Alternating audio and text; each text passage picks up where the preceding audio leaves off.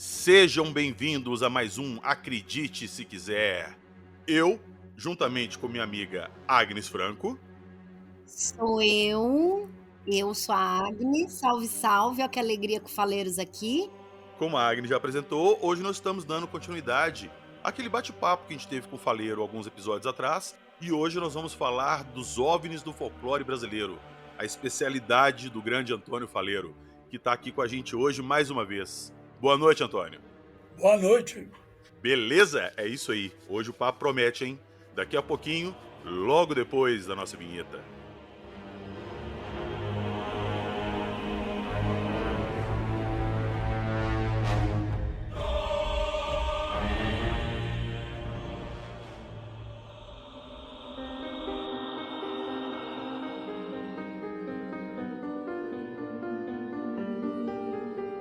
Boitatá, mula sem cabeça, mãe do ouro, nave sonda, seres extraterrestres.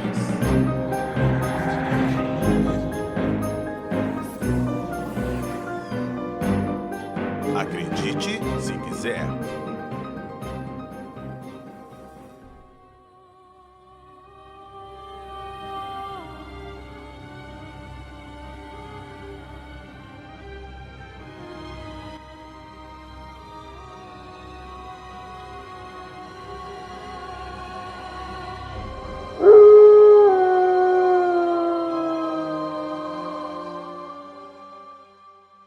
No último episódio que o Faleiro estava aqui com a gente conversou sobre a história dele, contou vários casos de avistamento e passatempo, e durante a nossa conversa ele citou que o foco da pesquisa dele era justamente os OVNIs no folclore brasileiro.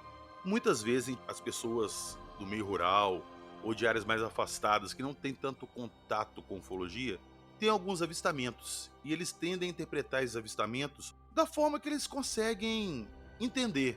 Então, muitas vezes, uma nave sonda, uma luz estranha, um avistamento mais inexplicável, é muitas vezes considerado algo sobrenatural. Faleiro, você melhor do que ninguém pode falar pra gente como é que você chegou nessa conclusão que muitas coisas que as pessoas atribuíam ao nosso folclore são, na verdade, OVNIs.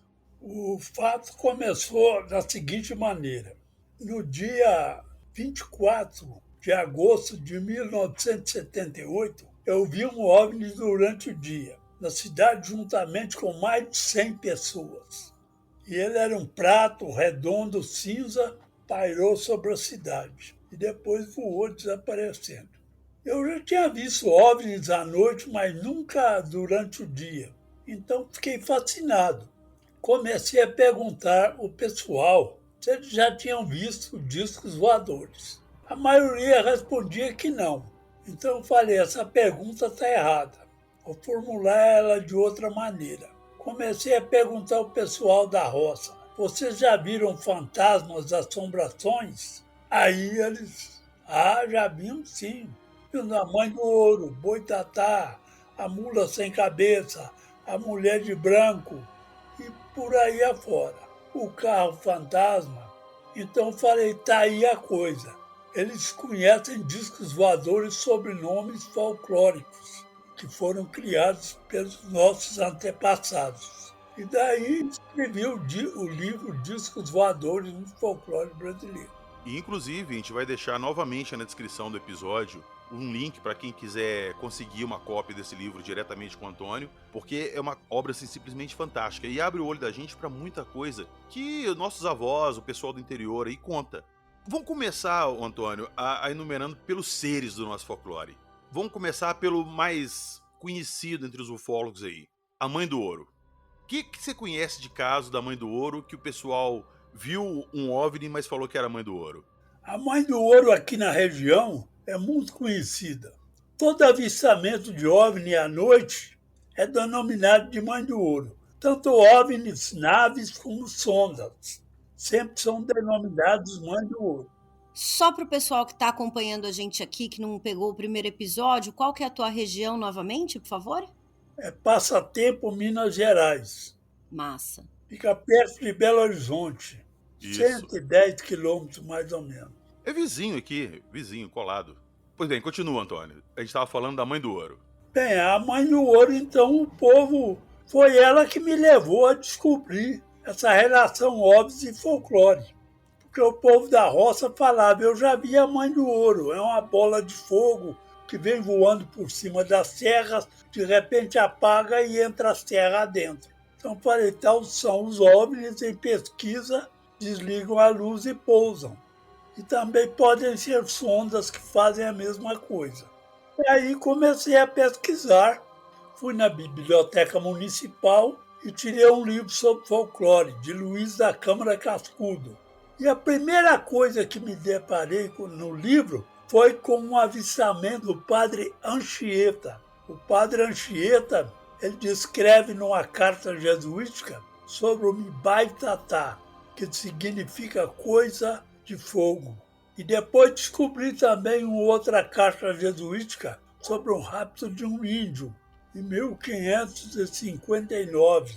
O de Anchieta foi em 1560. Rápido que você fala no sentido de abdução? É Eita! uma carta jesuítica que descreve. Até um filho de um cacique ele foi raptado, colocado em lugares onde tinha fogo que não queimava, luz, e depois devolvido. Mas ele completamente doido, porque o que ele viu ele jamais poderia imaginar, né? Com certeza, com certeza. Você já chegou a ver alguma vez, Faleiros, a Mãe do Ouro? Eu já fiz muita vigília e vi as luzes no topo de serra, às vezes eles soltavam sondas, saíam das naves, que as sondas luminosas, desciam, ia por meio da terra, ficava ali horas vagando. Depois voltava para a nave ia embora. Já vi isso várias vezes em vigílias noturnas, muitas vezes. Eu tenho lá uma teoria a respeito da Mãe do Ouro, né? A que distância você chegou a enxergar da vez que tu viu mais perto? E você conseguiria descrever o que você viu? Essa bola de fogo? O que Não, você a enxergou? distância foi quilômetros, né? 2, 3 quilômetros. Eu estava numa serra e ia nas outras serras. Mas não deixa dúvida nenhuma que são engenhos dirigidos por pessoas. Mãe do Ouro não tem sentido. Uma coisa que voa, passa por lugares inacessíveis, não pode ser, além de ser uma nave ou sonda. Até porque a região que são avistados ali é uma região praticamente deserta, de mata, de serra, que não tem muita coisa industrial ali, digamos assim, poste de luz, habitação. Então, ainda mais alguma coisa que voe, né? E detalhe, a gente tá falando também que o padre Anchieta viu isso em 1500 alguma coisa. Então, são coisas bem antigas, bem antes de invenção de drone, disso tudo. Quando a gente fala desse tipo de avistamento, a gente tem que pôr na cabeça, não com a cabeça de hoje, mas com a cabeça de, sei lá, 3, 4 décadas atrás, se não mais, quando não tinha essas tecnologias que tem hoje que podem ser confundidas com esses fenômenos. Então, esses avistamentos, sim, eles eram de alguma coisa que não era nossa. Não, aí, se você assistiu um avistamento dessa suposta Mãe do Ouro, você deduz que é uma nave. Porque jamais uma bola de ouro, uma bola de fogo tem inteligência. Então aquilo é dirigido por uma inteligência, você vê que é. Então não são bolas de fogo a esmo, não. São bem dirigidas. Elas chegam a penetrar até em casas. Entram pela porta e saem pela janela. São sondas altamente sofisticadas que nós não podemos nem imaginar ainda.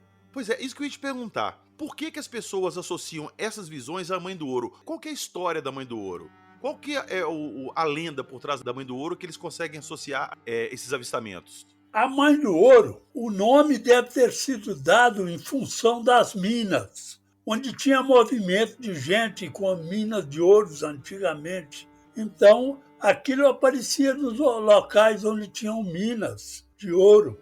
Então o povo começou a dar nome à Mãe do Ouro, que ela tomava conta do ouro. Eu Entendi. tenho até um palpite sobre isso, Faleiros. Me corrija se você acha que eu estou viajando muito. Quando Portugal ocupou o Brasil, ocupou não, né? Tomou o Brasil de assalto, a gente tinha um tipo de mineração que é muito diferente da feita hoje, né? Assim, pouco diferente.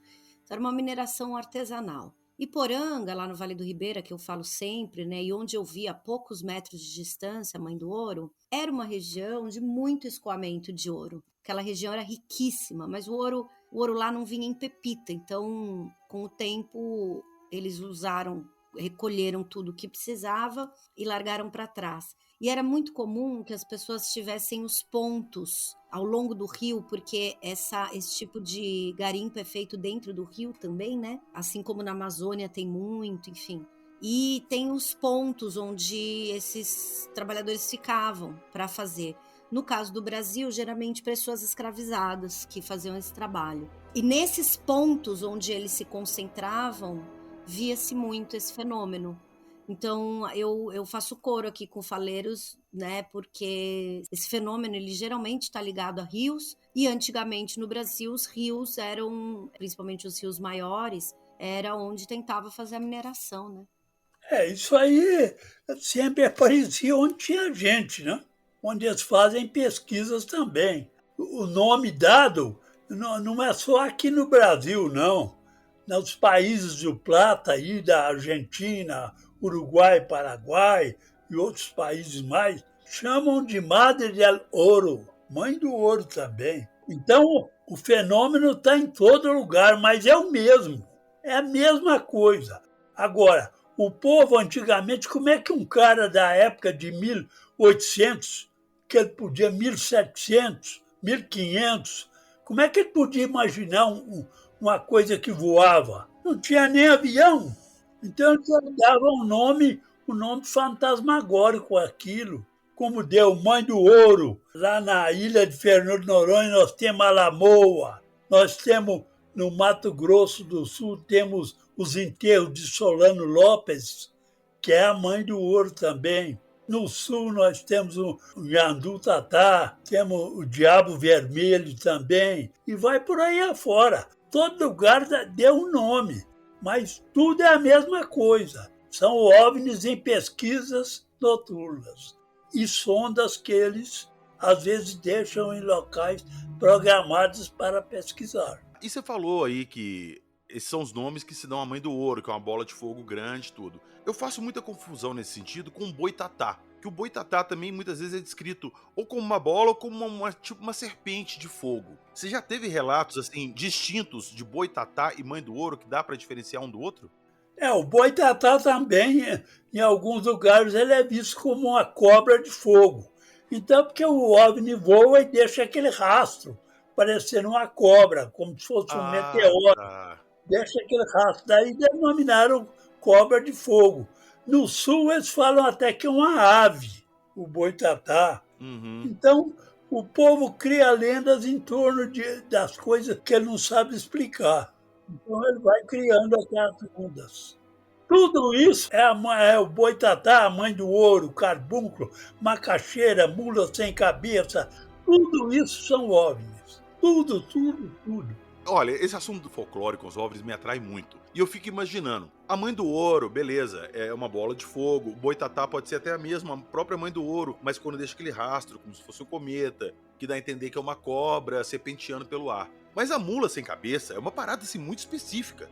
A mula sem cabeça é o seguinte, tem um desenho do OVNI do contato de Vilas Boas, que aconteceu em Minas Gerais. Eles pegaram Vilas Boas e teve sexo com a mulher dentro da nave. Então, a mula sem cabeça é praticamente um OVNI semelhante ao do contato de Vilas Boas. É o OVNI soltando um farol pela frente, ele tem o trem de pouso e uma cauda afinando. Daí, eles olhavam de longe e falavam que era um cavalo sem cabeça.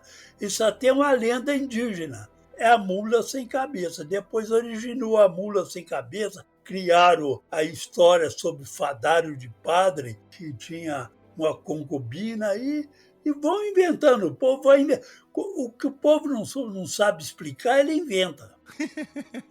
Mas é isso mesmo. Agora que você me explicou isso, de repente se a pessoa tá vendo uma nave ou um objeto lá ao longe, lançando um fogo da frente, alguma coisa, ela não farol. Tem uma referência. Sim, um farol. Ela não tem uma referência que aquilo é uma nave com farol. A história que ela conhece é a mula sem cabeça. Que nem o Faleiros falou, vamos pensar em 1600, 1700. A única coisa que as pessoas conheciam que andava, que se locomovia, eram os animais e os veículos movidos a tração animal. Exatamente. Então, eles vão associar ao que conhece, né? Associavam a animais de fogo. Você pode ver que essas lendas todas estão no campo dos ígneos, dos mitos e lendas ígneas. Então é interessante isso por causa o povo não sabia explicar. Um cara, por exemplo, igual o Padre Anchieta, que era um sábio na época dele, como é que ele ia explicar uma coisa? Nem ele sabia. Os índios diziam que era um facho cintilante que corria para ali, acometia os índios e os matava como os curupiras. Às vezes eles raptavam até índios. Você vai contando essas histórias e aí você começa a perceber de onde que vieram essas lendas e como que elas surgiram no imaginário popular. São interpretações de avistamentos ufológicos. Isso aí é uma coisa assim, simplesmente fantástica, porque todo mundo tem que o fenômeno OVNI é uma coisa recente e não é. Não é. Não. Já tem relatos muito Há milênios antigos. aí. Sim.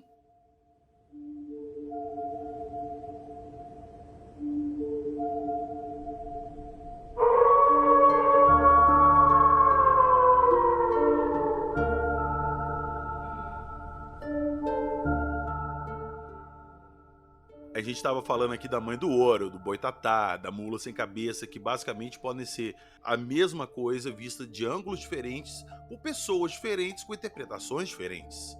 Mas basicamente é a mesma coisa. Mas eu quero chegar num ponto que não tem como ser um avistamento de uma bola de fogo ou alguma coisa nesse sentido. Inclusive, eu, quando eu era mais novo, eu viajava muito para pescar, para acampar em locais isolados, em mata fechada mesmo, Rio São Francisco, Araguaia. E o que eu escutava muito os ribeirinhos comentando e contando histórias pra gente era sobre o caboclo d'água. Eu não consigo ver o caboclo d'água nas histórias que eles me contavam como um avistamento ufológico, porque as histórias que chegavam pra mim, que as pessoas falavam, toma cuidado com o caboclo d'água, não sai à noite, não vai por ali por causa do caboclo d'água, porque basicamente era um ser humanoide que habitava os rios e virava as canoas, os barcos, na intenção de ou roubar o pescado ou matar o pescador que estava entrando no território dele. Faleiro, o que você sabe dessa história? Esse caboclo d'água eu não pesquisei muito, não. Ele é a mesma coisa que o lobisomem. São seres que diferem fisicamente do humano, uma aparência física diferente, e que, às vezes, aparecem em rios, lagos, como o lobisomem também aparece à noite. Eu vi o lobisomem, ele andava, tinha duas pernas, tinha corpo humano, mas a face era completamente diferente. Foi me contado um caso, sério até, de uma cidade do sul de Minas, que o cara, certa noite, ouviu barulho no galinheiro dele. Ele foi, apanhou a arma e foi lá. Quando ele chegou lá, ele viu um ser, tipo homem, mas completamente diferente. Pele escura, rosto completamente diferente, e ele pegou e atirou, achando que era um bicho. Depois, quando o troço morreu... Aí ele matou o bicho? Matou o ET. Eles foram lá olhar para Caramba. falar, isso aqui é aparentemente um homem, mas é com características físicas diferentes. Enterrou aquilo lá num lugar lá e nem comunicou à polícia, porque ficou até com medo, né? Mas claro, quando que foi isso? Quando e aonde que foi isso? Isso foi no sul de Minas, a cidade eu me esqueci agora. Um rapaz daqui, que trabalhava no Banco do Brasil lá, é que me contou a história. Agora aqui tem muita história de lobisomem. O cara viu um ser desse tipo, viu outro. Eu tenho aqui 20 contatos coletados, mais de 20, com ETs, cada um diferente, tipo diferente. Uns são altos, outros pequenos, baixos. Até anjo com asa já foi visto aqui. Pois é, esse anjo com asa, a gente inclusive conversou sobre ele no último episódio. Mas você falou uma parada agora que é muito interessante, porque muito relato que as pessoas fazem de lobisomem, para mim, elas estão chamando uma outra criatura de lobisomem, que é o chupacabra. Exatamente, o chupacabra pode ser uma raça de seres que precisa de sangue. Aqui já houve um caso onde num galinheiro morreram 20 galinhas numa noite. E o galinheiro tinha a tela de 3 metros de altura. Quer dizer, a coisa veio voando. 20 galinhas, mais de 20. Tudo no mesmo local, no pescoço. Chupava o sangue, a galinha perdia todo o sangue. Pois é, e como é que uma criatura dessa entra num galinheiro, mata 20 galinhas e ninguém escuta nada? Ela não deixa um rastro, ela não estraga a grade pra entrar? Exatamente, não escuta nada. É uma coisa espantosa. Eu já vi, já li e já vi pessoalmente aqui. O cara teve que julgar as galinhas tudo no rio. Ele me chamou lá e me mostrou elas julgadas lá dentro do rio. Lá. O problema é que nós estamos lidando com criaturas não só de nossa galáxia, mas de outras galáxias. Quanto mais longe a galáxia, mais evoluído é o ser. Os da nossa galáxia são mais ou menos idênticos a nós. Mas uma galáxia aí que está lá nos confins dos primórdios do universo, o ser já está numa evolução tremenda. Certa vez, eu fui fotografar uma cachoeira, que é até do meu genro, na fazenda dele. Foi eu e um professor. Nós tínhamos 2 câmeras e 2 filmadoras dentro do carro. Quando eu entrei numa curva, eu vi um ser vestido tipo capuchinho, com a capa, um capuz que ia até nos pés, amarelado. Ele deu 2 passos em frente a um arvoredo. 1, 2. No segundo passo, ele sumiu no ar. Eu parei o carro e perguntei ao professor, você viu o que eu vi? Ele falou, vi. O cara sumiu no ar na nossa frente. E ele não entrou no mato, não, porque lá de fora tinha um matinho ralo, 1 metro de mato, assim, mais ou menos. Atrás do mato era um esbarrancado profundo. Se fosse um ser que passou por ali, ele caía dentro do esbarrancado. Ele sumiu no ar. Então, nós estamos lidando com seres de vários aspectos. Certa vez, um rapaz me contou, ele não acreditava em disco voador. Falou, eu vou te contar uma coisa que eu vi.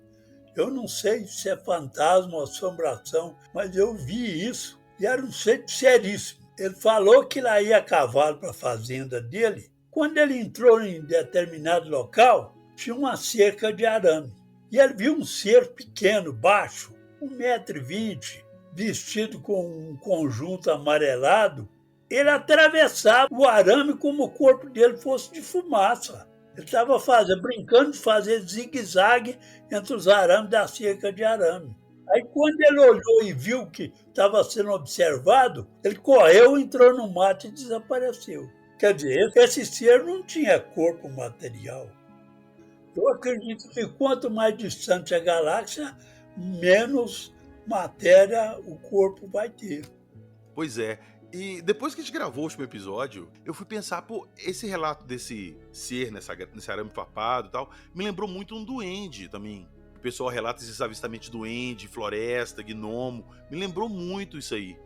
Isso tudo tá inserido. Fada, gnomo, tudo está relacionado com ET. Tudo. Tudo que a gente não conhece, a gente tende a classificar de 2 formas em especial. Ou a gente vai dizer que é espírito, ou a gente vai dizer que é ser alienígena.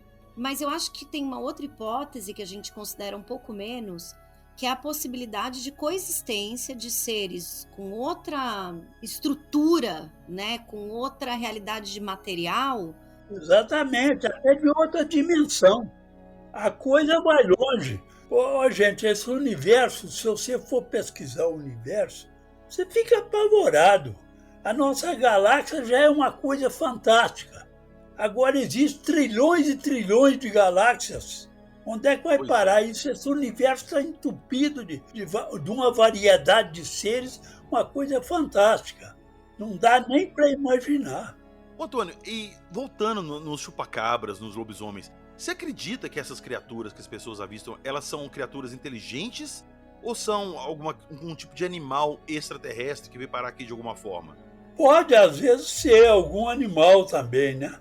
Mas pode também existir alguns seres que se alimentam, precisam de sangue para existir, né? Daí, coisa do chupacabra, né?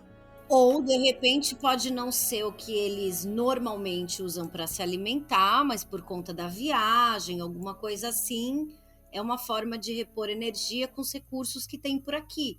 Também pode ser, não sei. Pode ser também. Nós estamos lidando com coisas que a nossa mente está muito fraquinha ainda para poder entender.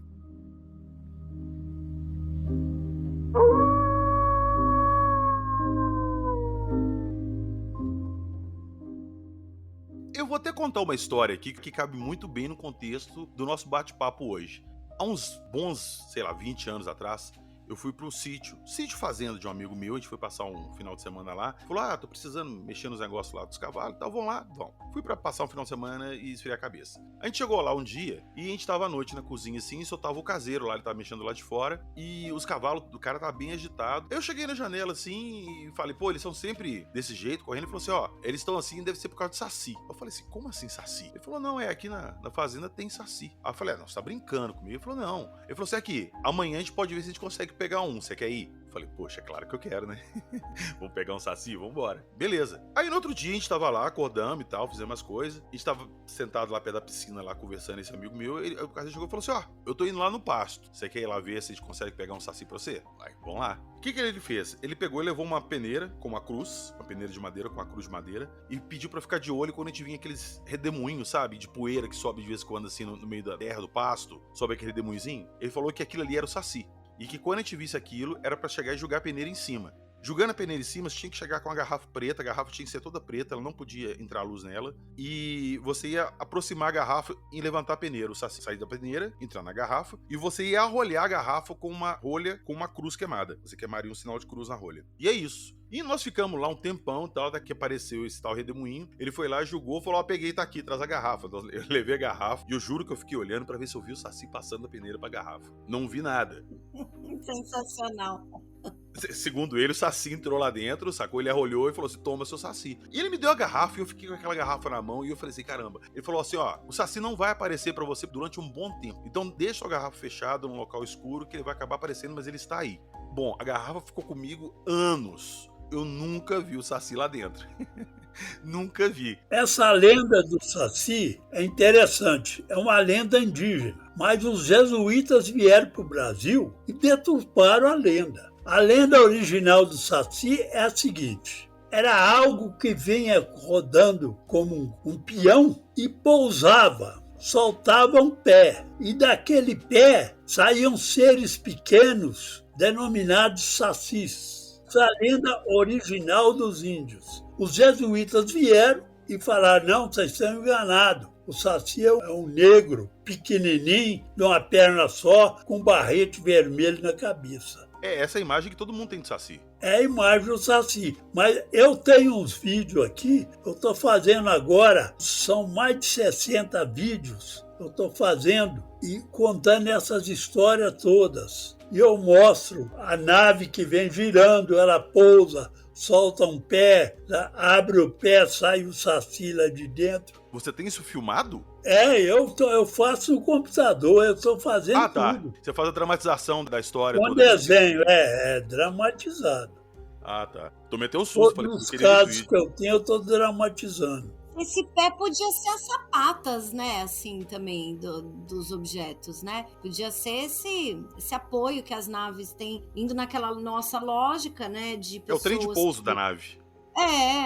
Porque as pessoas não conheciam nada que fizesse a coisa ficar em pé, a não ser o pé. Então, mais lógico. Com o pé, uai. Os sacis são seres pequenininhos que descem da nave. Eles são denominados Satsei. Até em língua indígena é Satsei. E isso explica também essa parada de ter que caçar o redemoinho pra pegar ele, porque, segundo o que você contou, a nave que vem girando, né? Ela vem girando, pousa, solta um pé ali, abre uma porta, saem os seres pequenos, depois entram e vão embora. Eu fiz uma demonstração em computador que ficou maravilhosa. É a melhor que eu gosto dela. Vem a nave voando, ela paira, abre um pé nela, abre uma porta e saem os seres. Depois torna a entrar e vão embora. Caramba, imagina se eu tivesse um extraterrestre guardadinho na minha garrafa e eu nunca me toquei disso e agora a garrafa sumiu.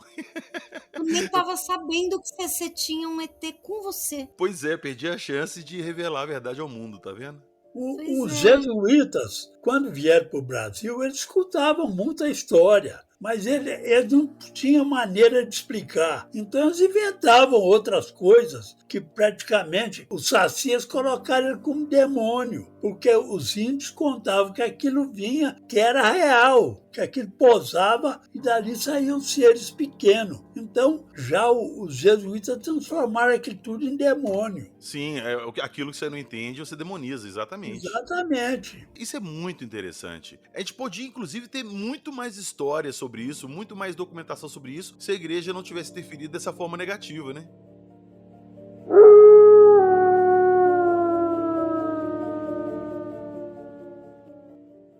Uma lenda fantástica que nós temos também, ela está em todo o Brasil, é da mulher de branco. Essa é interessante, essa é muito legal. A mulher de branco está em todo o Brasil. O que é a mulher de branco? Várias coisas que causam a visão dessa mulher. Uma é o holofote da nave. A nave fica às escuras, solta um facho de luz que abre em leque para baixo e dá a impressão de ser uma mulher de branco. Ou então a mulher que cresce, ela vai subindo de altura a nave e aquele facho vai crescendo. Agora, a luz dos OVNIs é uma coisa fantástica. É uma luz que parece até sólida, uma coisa sólida. Você não é igual a nossa que você vê, acende a luz aqui, você vê através dela. Não, ela parece que se ela parar na frente da gente, fica uma coisa sólida. É um facho direcionado e quase palpável, né? Tem muita propriedade que a gente conhece. Por exemplo, a mulher de branco também pode ser uma sonda. Vamos supor, uma sonda arredondada emitindo uma luminosidade para baixo, abrindo em leque. Dá a impressão de ser uma mulher de branco. Sim, com um vestido grande, de noiva, alguma coisa. Na Europa, eles até confundem a mulher de branco com a virgem. Outra coisa, eles também têm determinados aparelhos que são em formato de uma mulher coberta com tecido branco dos pés à cabeça.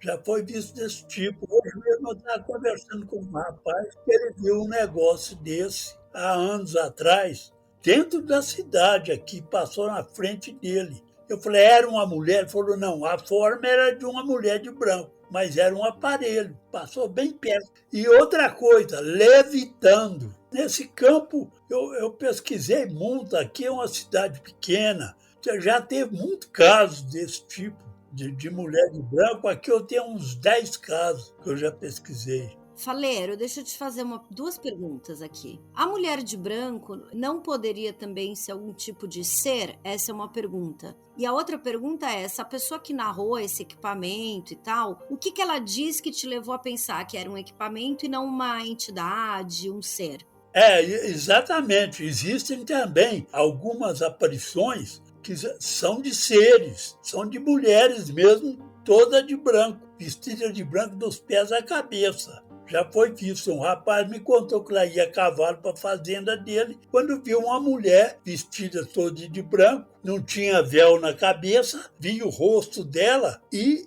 ela pairava sobre um rio. Ela estava flutuando sobre um rio. O cavalo espantou e não quis passar no rio de jeito nenhum. Existem também esses casos. Essa é a mesma descrição que, assim, não é a mesma, mas é muito parecida com as descrições das aparições marianas, de Nossa Senhora. Exatamente. Né? As aparições marianas tem muita coisa que são OVNIs. Sim. Para mim, a maioria. A maioria. Lá em Fátima, por exemplo, aquilo lá foi um OVNI. Sim, a gente falou disso aqui, foi o nosso primeiro episódio, nós falamos do Milagre de Sol e Fátima, que pra gente foi um evento ufológico, que a igreja deu uma mascarada pra ser um evento religioso. Mas não foi que a igreja quis fazer aquilo, não. A igreja foi forçada. Depois as meninas começaram a contar, naquele 1917, quem é que ia pensar em disco voador? Tripulante. As meninas viram aquilo lá e começaram a contar. O povo começou a ir lá. Começou a rezar aquela coisa, a igreja prendeu as meninas, depois soltou, viu que não tinha jeito. Então ela aceitou a coisa.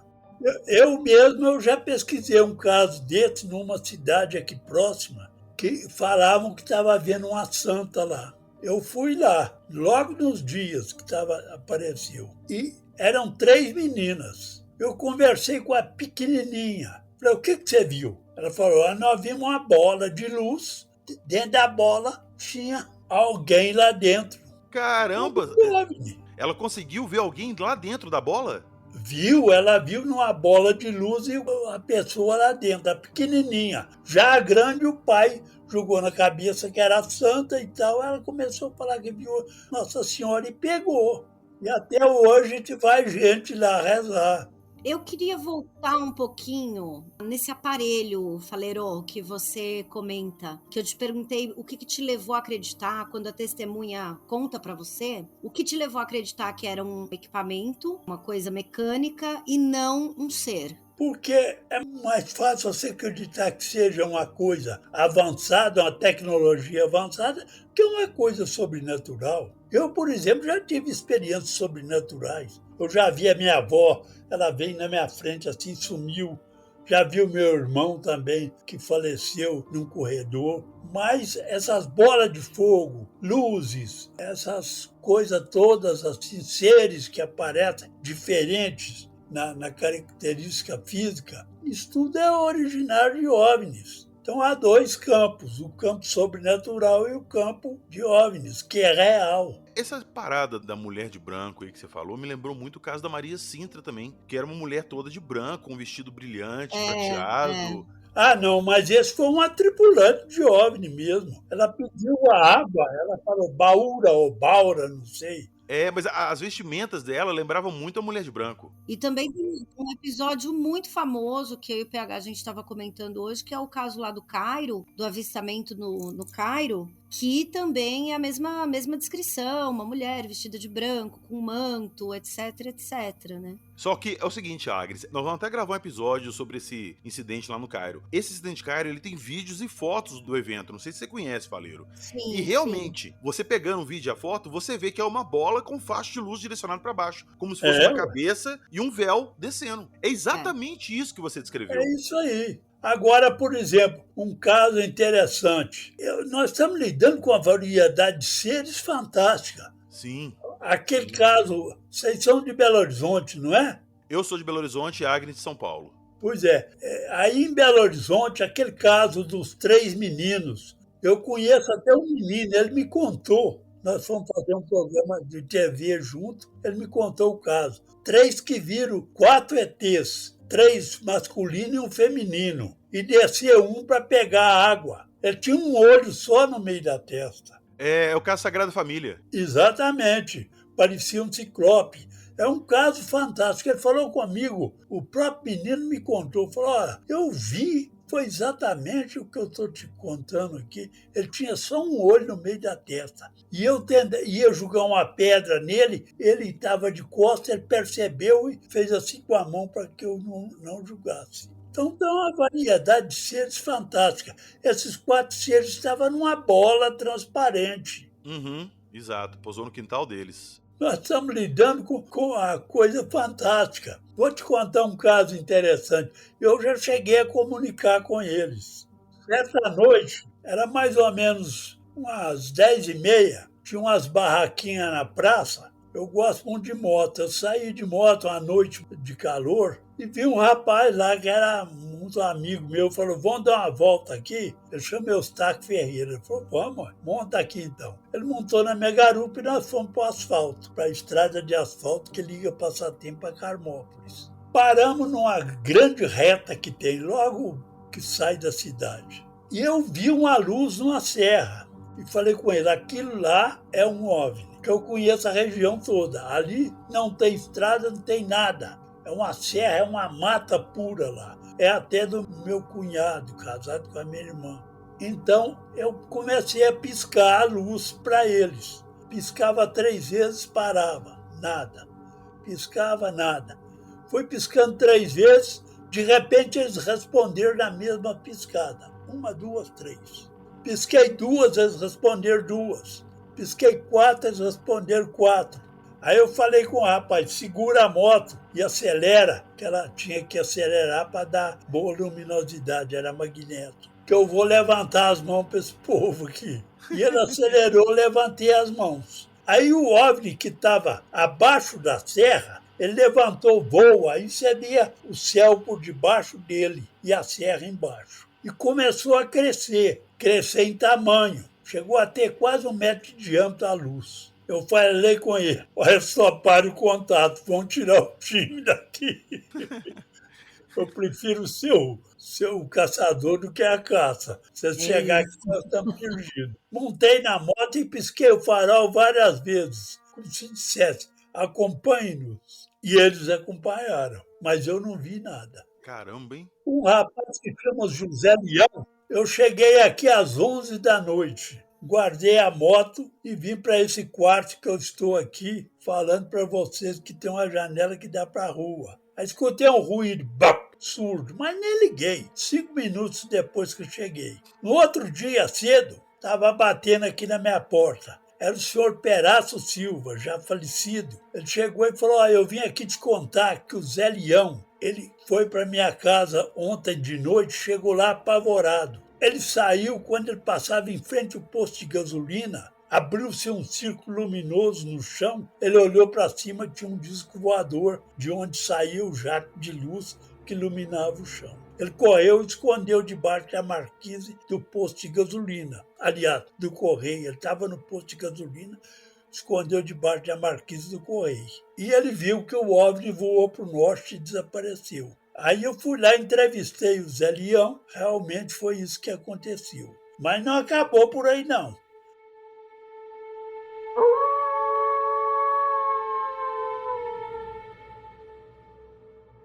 Isso foi na segunda-feira, que eu vi o OVNI e o Zé Leão viu também. Na terça-feira, minha mulher estava aqui sozinha dentro de casa e ela viu uma bola luminosa andando aqui dentro de casa. Ela seguiu a bola, ela veio para o quarto da sala aqui e sumiu. Quando foi na quarta-feira, segunda, terça, quarta, eu era secretário de uma escola à noite e numa sala não tinha professor. Aí veio uma menina e falou, o senhor podia deixar a gente jogar ping-pong? Tinha uma mesa de ping-pong no pátio. Para jogar ping-pong, eu falei, pode, é melhor do que vocês ficar fazendo bagunça lá dentro da sala sem professor. Aí falei com ela, acende a luz que eu vou buscar a bolinha e as raquetes. Entrei na secretaria, peguei a bolinha e a raquete. Quando eu cheguei na porta, a menina lá ia acender o apagador das luzes do pátio. Estava tudo às escuras. Mas dava para enxergar na escuridão, mais ou menos, a porta do banheiro. Quando ela levou a mão, deu um estalo, como um choque. Ela correu para o meu lado, não acendeu a luz. Eu olho para a porta do banheiro e vejo um ser baixinho, de 1,60 m por aí, com as mãos cruzadas, me olhando. Aí eu corri no apagador. Fui lá no apagador, acendi as luzes do pátio toda. Olhei para o banheiro, não tinha ninguém. Fui lá no banheiro verificar se era algum aluno, não tinha ninguém lá. Foram esses contatos, esses 3 contatos que eu tive, que sem explicação. Cara, se eu vejo uma bolinha de luz dentro da minha casa, eu vou parar no Acre em questão de segundos. Eu corro! Mas eu corro, rapaz, que eu vou encontrar minha amiga Júlia lá no Acre, mas muito rápido mesmo. Então, assim, sua mulher e o senhor, vocês são feitos de outra coisa, né? Porque o grau de coragem que vocês têm para lidar com as coisas... Ela viu uma luz andando dentro de casa. Ela seguiu a luz. Ainda seguiu a luz. Ela veio para esse quarto aqui onde eu estou e desapareceu. Ela chegou na porta e não viu mais a luz.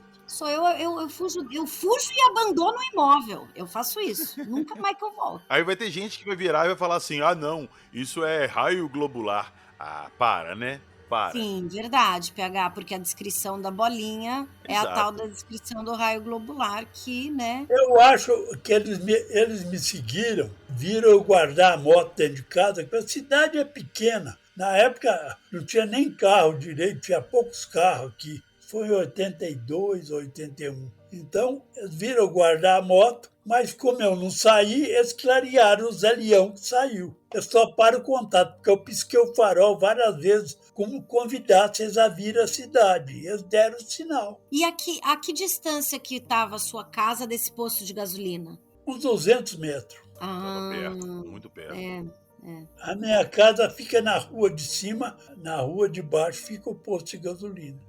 Ô, Faleiro, mas olha só, eu queria te perguntar uma coisa. Todo mundo já ouviu falar da Noite Oficial dos OVNIs, que foi em 86, maio de 86, em que vários objetos foram vistos no céu do Brasil, principalmente na região de São Paulo, Campinas. Mas tem relatos que foram vistos várias luzes também por Minas Gerais, alguma coisa do Rio de Janeiro, essa região. Você chegou a ver alguma coisa nesse sentido, nessa época, nessa região? Não, eu não vi nada, mas acompanhei tudo isso, né? Acompanhei as reportagens todas, muito interessantes. E eu também, eu tenho uma carteirinha do CIOANI, Centro de Investigações de Objetos Aéreos Não Identificados, é sistema CIOANI, que era da 4ª Zona Aérea de São Paulo. Era dirigido por um general lá. Então eles pesquisavam e davam essas carteirinhas para quem mandasse informações. Parecia um contato aqui, eu escrevia o contato, eles mandavam um formulário, a gente mandava para eles. Existia isso no Exército, né? Agora, a noite oficial dos OVNIs foi muito bem documentada, que até um general, não esqueço, Osíris da Silva, né? Isso. Ele deu uma entrevista na televisão. Não tinha saída, não. Eu perguntei isso porque teve muito relato de avistamento em outros locais que não fosse aquele hotspot que teve lá que os pilotos até perseguiram, né? Não, aqui eu não pesquisei nada, não. Eu quero saber se tem outras comparações que tu não comentou nem no episódio anterior, nem nesse, de relação com outros seres folclóricos ou da nossa história. Não, tem no folclore, tem, ó. Temos a mãe do ouro, né? Mula sem cabeça, o boitatá, e temos a carbúnculo, macaxeira, anhangapitã, diabo vermelho, a mãe do ouro, né? Em diversas versões. Eles descrevem até nesses mitos, alguns que são vistos, deixa a pessoa com os olhos irritados. É o que acontece atualmente hoje quando a pessoa tem contato com os OVNIs. Ele fica com os olhos irritados devido à luminosidade que eles emitem.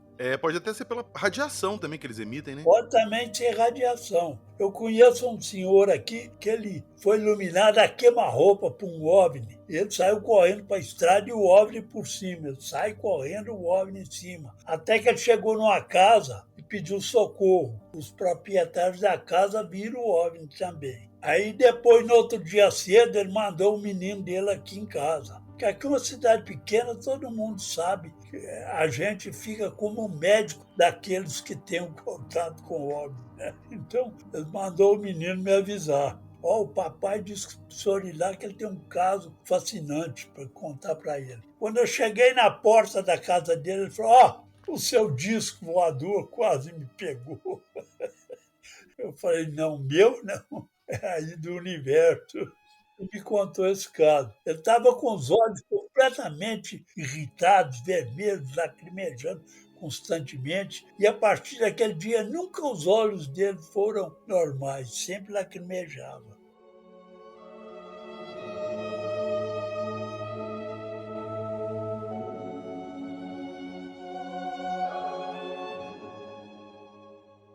O papo hoje foi bom. Muita história, muito caos para contar.